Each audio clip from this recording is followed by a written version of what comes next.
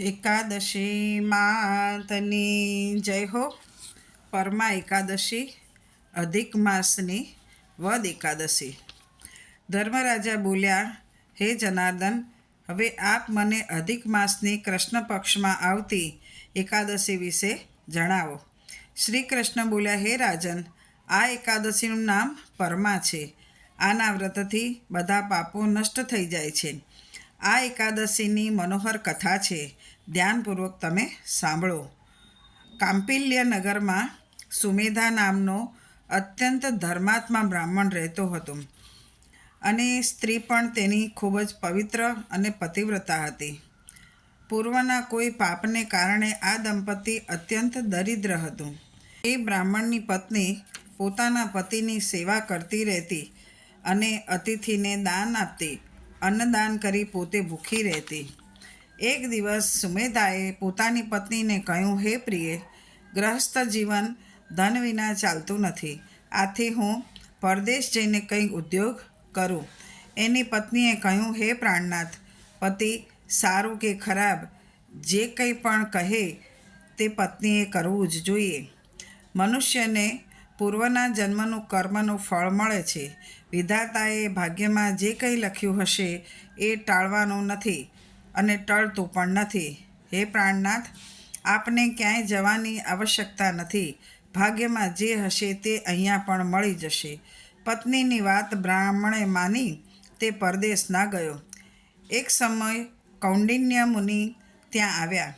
તેમને જોઈને સુમેધાએ અને તેની પત્નીએ મુનિને પ્રણામ કર્યા અને બોલ્યા, આજે અમે ધન્ય થયા.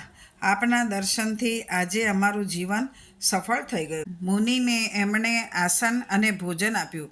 ભોજન પછી પતિવ્રતા બોલી, હે મુનિવર, મારા ભાગ્યથી આપ પધાર્યા છો અને અમને પૂર્ણ વિશ્વાસ છે કે હવે અમારી દરિદ્રતા શીઘ્ર દૂર થનાર છે.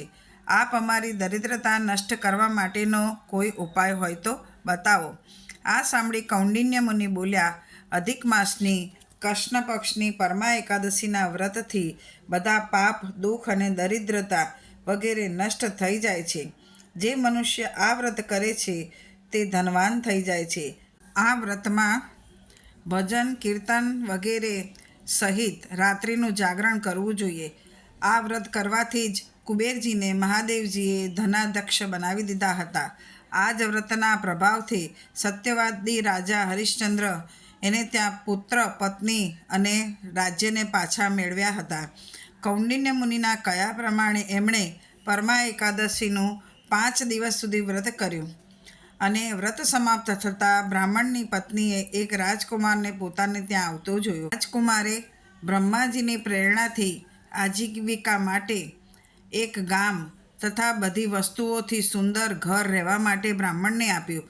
બ્રાહ્મણ પતિ પત્ની આ વ્રતના પ્રભાવે આ લોકમાં અત્યંત સુખ ભોગવી અંતે સ્વર્ગલોકમાં ગયા. શ્રી કૃષ્ણે કહ્યું, હે પાર્થ, જે મનુષ્ય પरमा એકાદશીનું વ્રત કરે છે એને બધી તીર્થો અને યજ્ઞો કર્યાનું ફળ મળે છે.